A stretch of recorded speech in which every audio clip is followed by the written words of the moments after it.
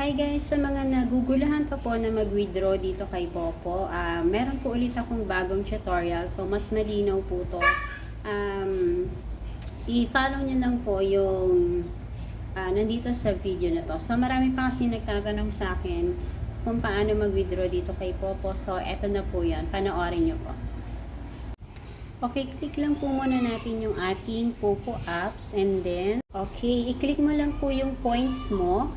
And then, mapupunta ka po dito and i-click mo naman po yung withdrawal. And, ayan po ang lalabas. Diyan sa may USDT, i-click mo rin po yan. And, mariredirect ka po dyan sa mga nandyan. I-click mo lang po yung any account na gusto mong pagpasukan. So, ang akin ay GCash ko ipapasok. So, ang i-enter ko, ang i-click ko ay yung sa GCash. And, mag-enter ka lang po ng password mo. And, kukumpletihin mo lang po yung details na nandito. First name, last name, and then yung account number na paglalagyan. May bank din po dito na available. Parang may BPI, tapos may Paymaya.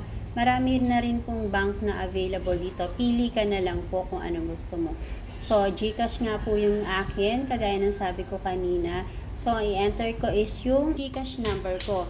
So, yung account number po yung pinaka-importante dito, kaya make it sure po na tama po yung account number na ilalagay nyo kasi hindi sila masyadong nagde-depend sa pangalan. Bali, meron naman pong naka-notice po dyan na yung account number po talaga yung pinaka-importante na dapat ay tama. And then, after po nyan, i-click lang po natin yung submit.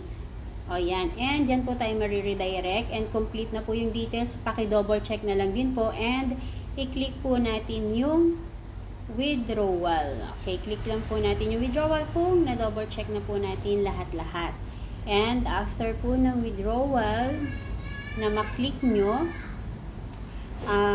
ayan, lalabas po yan and i-confirm nyo lang po. So, yun nga po yung tips na nakalagay doon. Kung tama yung number, hindi sila responsible doon sa kung mali yung number. And yan po, zero lang po yung nilalagay ko dyan kasi lagi naman lahat na wini-withdraw ko. So, click nyo lang po yung zero kung gusto nyo lahat. And click submit. And after po ng submit, click confirm. May lalabas po dyan, mamili ka lang po. So, i-click mo lang po ang confirm. So, after nyo po na ma-confirm, babalik po kayo dun sa pinaka-profile nyo kay Popo. And, maghihintay lang po kayo ng withdrawal notice message. So, after pong dumating yon, dalawa po yung darating sa inyo na message ha. Mabilis lang naman itong dumating, wala pang 5 minutes sa akin ha. Pero yung ibang case, medyo matagal. So, dalawang message.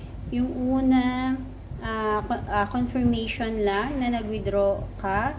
So, yung pangalawa is withdrawal notice na pumasok na sa GCash account mo yung winidraw mo kay Popo. So, yun lang po. So, sana po mas malinaw na po ngayon yung aking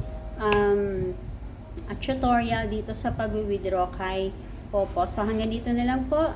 Kung gusto niyo po itong video na to, please comment, react, and share this video. And pwede po kayo mag-subscribe. Thank you for watching. See you next time.